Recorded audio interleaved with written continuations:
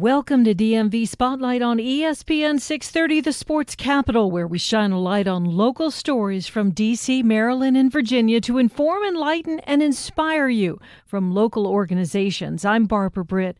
My guest this morning on DMV Spotlight is Annie Turner. She's the executive director of Food for Others, which provides food to tens of thousands of people in Northern Virginia who go hungry. Thank you for joining me this morning on DMV Spotlight. Thank you for having me.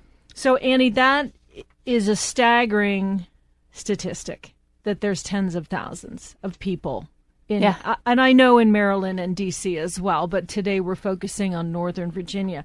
And actually, the figure from your website is that up to 90,000 people go hungry across Northern Virginia every day. Yeah. So I guess the question is, if you were to think about Virginia maybe as a whole, you would say, I guess I can wrap my head around that, and even that would be difficult. How is this possible? It is hard to believe, but it is so expensive to make a living in this area. Housing is very difficult for many families. We have multiple families living in a single household just to scrape by. Many of our families are working poor and that have come across a crisis, whether it be medical crisis, an emergency, lost job. There are many different reasons why our families come to us. And it doesn't take much in a lot of cases. And if you've ever lived through any kind of medical emergency, it's amazing how quickly the savings just evaporate. And it's very, very difficult. And we've done other studies over the years on how many people live paycheck to paycheck. So obviously that's part of the issue as well. Yes, exactly. So you, Food for Others distributes food to our neighbors in need. Mm-hmm. So how does that happen? Well, we feed roughly 1,500 families on average per week across all 4 of our programs. We distribute from our warehouse. We distribute emergency food and the USDA Temporary Food Assistance Program food, as well as we have 16 neighborhood sites around Northern Virginia that we distribute food to any individual or family that's lined up at the site. We have 15 community partners that we provide food to, whether it be an after-school program, a shelter, a smaller church pantry. And then we also provide power packs to roughly 2,000 children each week at 30 Fairfax County public elementary schools. That blows my mind. That absolutely blows my mind. But let's go back and delve into some of these a little more deeply. So you have your main warehouse distribution center, and that's in Fairfax. Yep. And so how does the food come to that spot? That's a great question. Because we distribute about 2.2 million pounds of food a year, it's quite an undertaking to intake all of that food and then also get it out to the community. I have an amazing staff of warehouse employees that take in this food every day. 91% of the food that comes to us is donated. Grocery stores, food drives in the community. We just had an incredible food drive the postal workers put on called Stamp Out Hunger that just brought in over 27,000 pounds of food. Oh, yeah, we left our bag by the mailbox, right? Okay. Yeah. Okay. You did your part. Thank you. Well, no, that's the very least I could do, I can assure you. So you have organizations that bring food in, but you said that sometimes you get it from, is it restaurants or grocery stores? Or grocery stores. Grocery stores. We have a small army of volunteers that will go each week. They have a specific day and a specific grocery store they go to, and they pick up whatever that store is about to throw out. We're able to take and use it, and we are very grateful. We also glean at local farmers markets. Many people think of food banks or food pantries as being unhealthy food, and we're really trying to change that image. Last year, 25% of the food we distributed was produce. So we really try to do our best to pick up at local farms, anything we can. We do get some items from restaurants, but mainly it's groceries. We also get a lot of wonderful food from the Capillary Food Bank. So that's amazing, though, that you go and get the fresh things, because usually when you get a flyer, there's some organization in your neighborhood that's collecting. And it asks specifically for canned goods or for non-perishable items for obvious reasons. But that you can get the produce. Explain to us the concept of gleaning if people aren't familiar with it. Gleaning is a wonderful term, meaning that food is picked at local farms or at the farmer's market, and it comes to us. And one farmer's market, as an example, the farmer's market in Falls Church, the organizer he had to pull the trash bins after every market. It happens on Saturdays from 8 to noon. Well, he called us. He said, these trash bins are full of gorgeous produce that is just being thrown away. What can we do about this? And I said, bring it over. We can use it. And so every week he has his van. It's filled to the brim with wonderful peaches, apples, lettuce, kale, incredible stuff that costs a lot at the grocery store. And now we're able to provide it to our families. And it also helps the farmers because they bring it in to sell it, and then it just gets, if it doesn't get sold, it gets tossed, or if it's just a little bit imperfect. We do have high standards for our food, don't we? Exactly. Yeah. And we also are able, because of the Virginia Federation of Food Banks passed a resolution, I guess it was 2 years ago, that we're able to provide a tax credit to the farmers who donate to us. So we're very grateful. That. Yeah, that is amazing. So, and I want to just circle back if people are listening, saying we're giving away food that was in the trash can. Let's clarify just a smidge about that. This is food that is picked up from the farmers. Correct. Okay. Yep. So we're not scraping out old coffee cups. No, not that. It's perfectly edible and very nutritious food. It's just food that it's the produce they could not take back to the farm. So, exactly. And the same with the grocery stores. I mean, if you're a savvy grocery store shopper, every store in the back has that little rack, 50% off, especially in the bakery or maybe in the produce section or what have you. They're like, oops, we overbaked, or whatever their little sign is. And are these the kinds of items we're talking about, or is it items that are coming up to their sell-by date, or how does it work? It's all of the above. We have items that maybe they are seasonal and they have to get them off the shelves to put new items up. It could be baked goods that they've overbaked, or they've overbought on produce, or the meats are about to go bad. They'll freeze them. If they're in the refrigerated section, they'll freeze them for 3 days, and then they're able to give them to us, and they have a much longer life if they're in the freezer. So it's a combination of all of those, and we get incredible donations from the local stores: Costco, Giant, Trader Joe's, Target. That's wonderful. Okay, so it all comes into the warehouse. And then what happens? Do you have staff? You have volunteers? How does it work? Does it get set up? Yeah.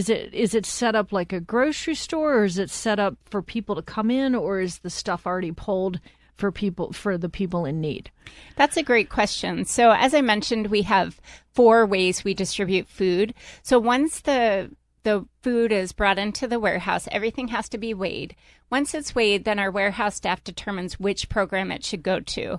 Our choice program, which is the model we have for the clients that come to the warehouse, that's like a little market within our warehouse that they are able to shop and walk through with a volunteer shopper and choose what they get to take home. And how important is that? Oh, it is so important. We were finding about 3 years ago, we started this program, and one of the reasons we decided to start to distribute this way is because we noticed that in the parking lot, clients were taking food out of the boxes we were giving them and maybe sharing them with another client or just leaving them on the curb.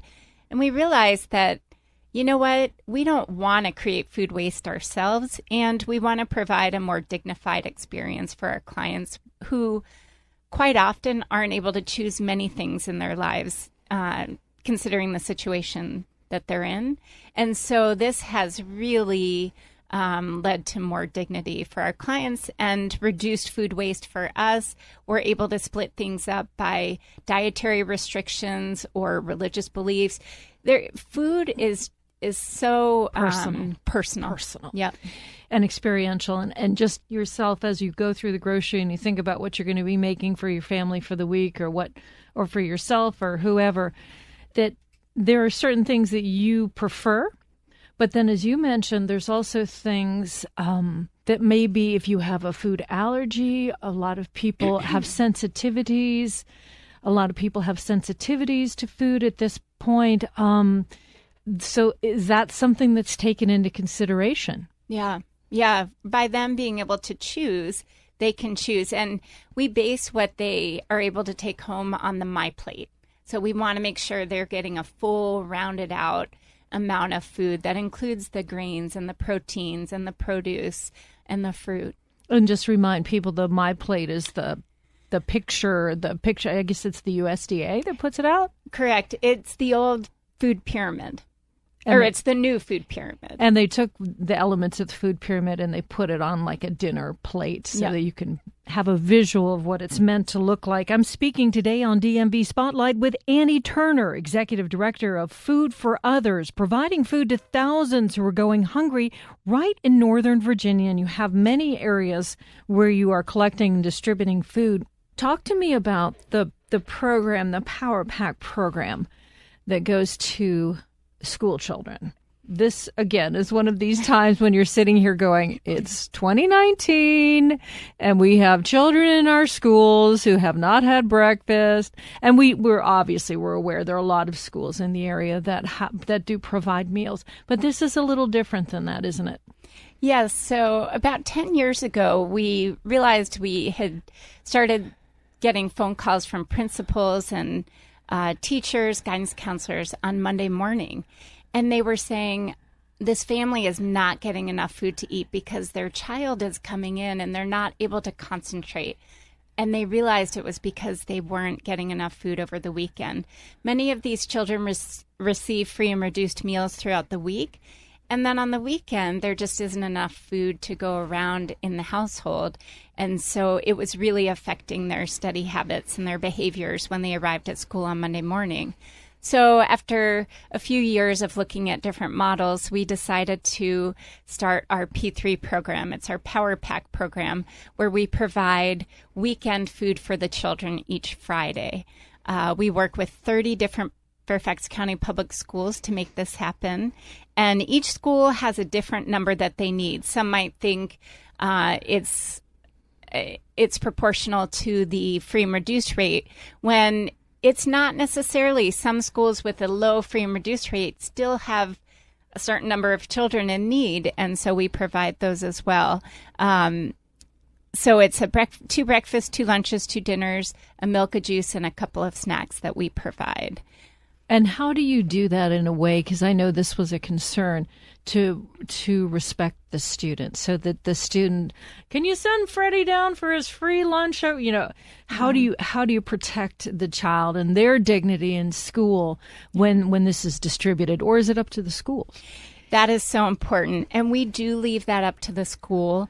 They tell us it's anonymous. No other children know which students are receiving the food, and that's really important to us. We don't even know the children's names.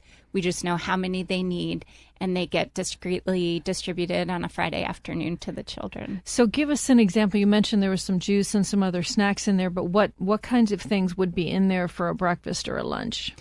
We have oatmeal and cereal that they can have with the milk. That's for breakfast. We have Nutri-Grain bars, things like that. And then a lunch might be a Pop-Top mac and cheese. It has to be items that the children can make on their own. And so that was really important to us to find items. It could be a small tuna can with crackers, that type of thing. Something that they can manage. Or soup, something they can manage, yep. And we had to be mindful that it wasn't too heavy. I don't know if you've felt kids' backpacks lately, but they're so heavy, and so we had to make sure it was not going to add to that weight. So many elements to keep in mind. And I have to ask, and maybe you've already considered this, what happens in the summertime? The summertime, the USDA and the Capillary Food Bank and local jurisdictions have summer feeding sites where children are able to access a free barbecue meal every weekday of the summer when school is out. And so we try to make sure that our students that we take care of throughout the year know about these feeding sites and can access them. Adults can use these feeding sites for a fee of $2. So for people who are listening and they're thinking, is there criteria for people coming in who need a meal? Is that something that you have to keep track of? Is there other criteria that's been set? And what is that criteria? Because we only do food and we know that our families that come to us have other needs, we rely on other community organizations to see a need in a family and refer them to us. So whether it be a social worker, a case manager, the county has a wonderful program called Coordinated Services Planning. A medical provider can provide us with a prescription.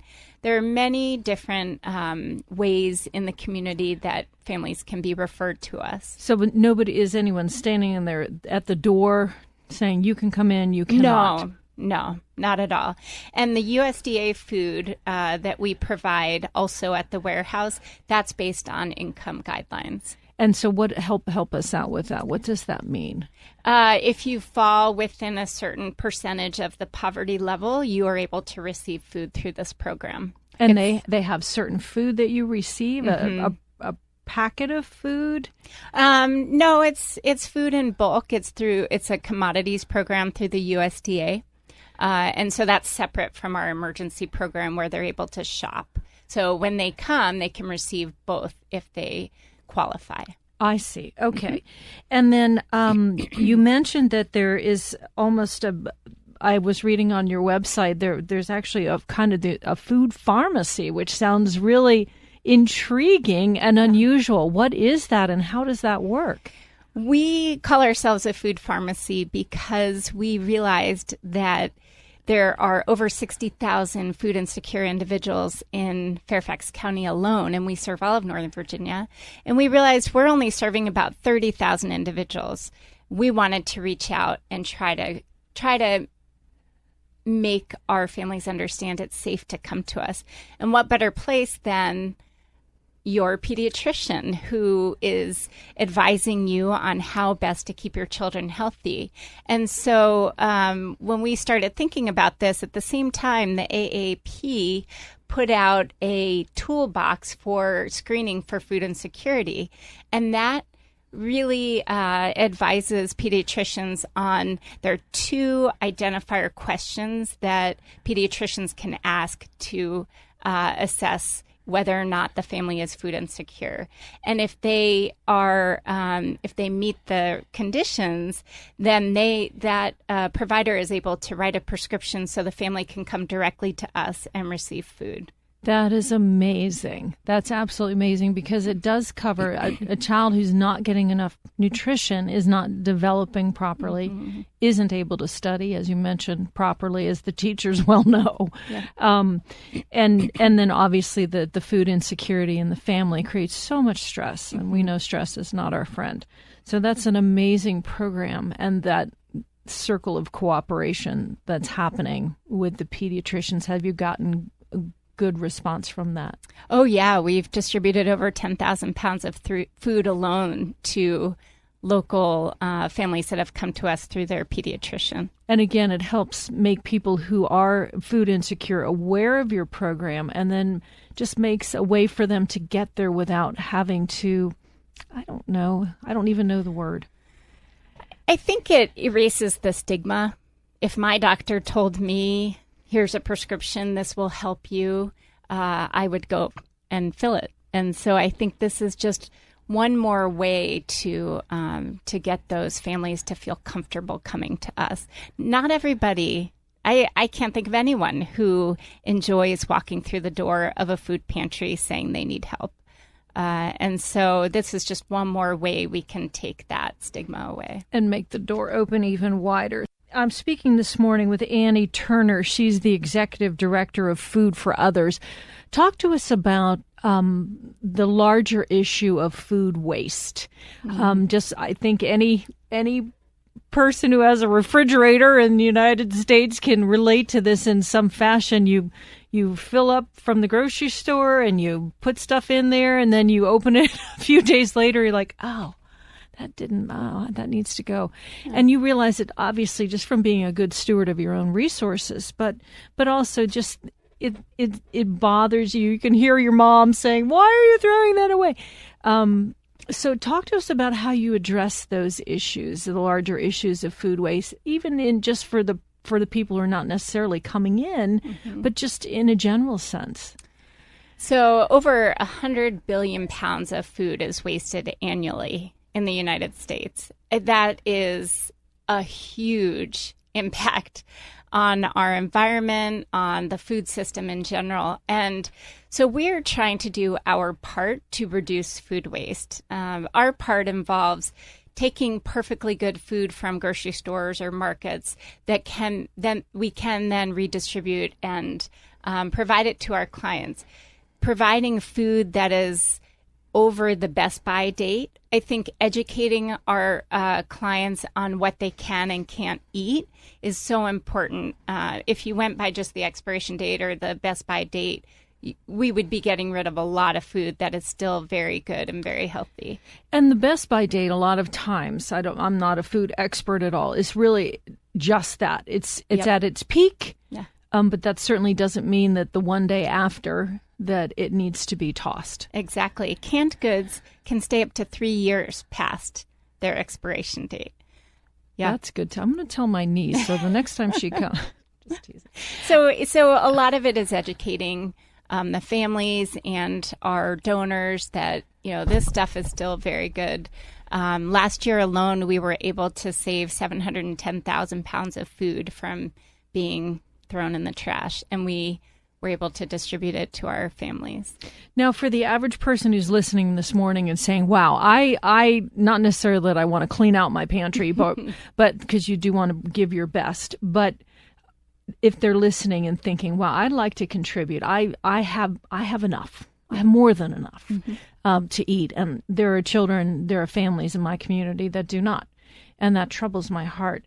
So do you accept food from the community, and where can people do that? Yeah, we are open Monday through Friday, 9:30 to 5. Our warehouse is located on Prosperity Avenue in Merrifield. And you could just pull your car right up, and someone will be there at the dock waiting to receive the food. We have some really neat families. I had one family come just last week, and they said every time they go to the grocery store, they just buy an extra bag of food and they drop it off on their way home from the grocery store. And so it's little things that you can do once a week that add up to a large amount and really make a difference. That's amazing. And I do think a lot of the grocery stores will have a 2-for-1 sale, and you'll think, well, we really don't need both of them, but it's such a good deal, I can't pass it up. And that would be a great way to share your goods with other people. You do have events, fundraising events throughout the year, and then you have one coming up this fall. Tell us about it. It's our 5K, and it is always a really fun event. We run around Tyson's Corner Mall. It takes place this year on September 7th, which is a Saturday after Labor Day. That'll give everyone plenty of time to train for the 5K, but there also is a fun run if you only want to do 1 mile fun run. It's really fun for kids and families. Also for corporate team building, we give prizes for the team that brings in the most amount of food or the fastest team. So it's a really fun event. And then when it's all over, you can go over to the mall and go shopping. So that sounds fun. Obviously, there's plenty of parking there. Do you collect food that day? Do you encourage people to bring food? Or are they raising money? How does that work? Both. We encourage people to bring food. We've got our truck there that can hold a lot of food. We usually have a scale to weigh it, so the team that brings in the most amount of food will get a prize. Oh, that sounds like a lot of fun. Yeah. And you have other events throughout the year that people could be maybe looking forward on their calendar. Are there some favorites that you have? Yes. One we just finished up in the end of April called Empty Bowls. The Giving Circle of Hope is an amazing group of women and men that put together this event for us. And it's just an incredible community event. We have about 400 people attend. We have local potters make the bowls that you get with the price of a ticket. And then it's donated soup from all the local restaurants, bread, cake. It's just delicious and just a really fun community event. That takes place usually the end of April. One of the things that I have heard you say throughout this is the focus on the community and the other organizations that you partner with. This is a huge problem, and it cannot be solved by one organization as good a job they may be doing. So tell us about who you work with and the importance of working together. So it's funny, because we deal with food, a common saying of ours is no food fights, because we are all trying to do the same thing. And if we can help another organization feed more people, then we'd love to. We work, as I mentioned, with the Capillary Food Bank. We work with Cornerstones out in Reston. We work with Shelter House. We work with the Fairfax Food Council to really think about food issues in the community. We actually have a food equity summit, our first ever in Fairfax, that we're putting on May 22nd. What is that? We're very excited about. It's really explaining how we can make a difference in providing more equity in the entire food system in Fairfax County. And I would imagine that as that grows, I mean, you look at that on a national level, but even on a global level, if we're throwing away how many pounds of food a year? Over 100 billion pounds. 100 billion, and you just open up the, your Google News and you see there are children starving, as the saying goes, but truly they are. Yeah. And if you could just blink it from here to there, that would go far, I think, in a lot of ways. Yeah. And you mentioned the community. We are so grateful for the giving community that is Northern Virginia. Just last year alone, we have 30,000 volunteer hours, thousands of volunteers that help us every year. And they're amazing. They do everything from driving our truck to go pick up food, or intaking our clients at the front desk, or dropping off at a neighborhood site. We are just so grateful for the thousands of volunteers that come every day and are committed to our mission just as much as we are. That's amazing. And what is a neighborhood site? A neighborhood site, we have 16 of those. Volunteers come, pick up food at our warehouse, and distribute them at these sites. Many times they're just a street corner site. They run in the evenings at 6 and 6:30 because we know that oftentimes our clients are working and they can't come to us during the daytime. We also know that if anyone's tried to drive around Northern Virginia at 5 o'clock or 6 o'clock, it's very difficult. So this is how we bring the food to them. And at this program, it's more supplemental food. And the only question we ask is how many people are in your family? And that's so that we can know how much food to give them each week. And are these sites listed on your website? They are. Yes, they are. And so I want to just share this website information in our last remaining moments here. It's www.foodforothers.org. And that's where you're going to find the information on where the distribution center is, and then some of these 16 smaller sites, and maybe even these other organizations that you work with, and of course information on the 5K. Yes, you can find everything and other ways to volunteer as well. And so do people fill out a form online? Mm-hmm. Yep, there are some volunteer activities that you can do without filling out a form, and then others that require some amount of training. So you fill out a form, and our volunteer manager will get back with. And then you can also look at that 5K that's coming up in September. I've been speaking this morning with Annie Turner. She's the executive director of Food for Others, that provides food for people who are hungry in Northern Virginia. The website is www.foodforothers.org. I want to thank my guest this morning for joining me on DMV Spotlight, Annie Turner, the Executive Director of Food for Others. Thank you for listening to DMV Spotlight on ESPN 630, the Sports Capital. I'm Barbara Britt.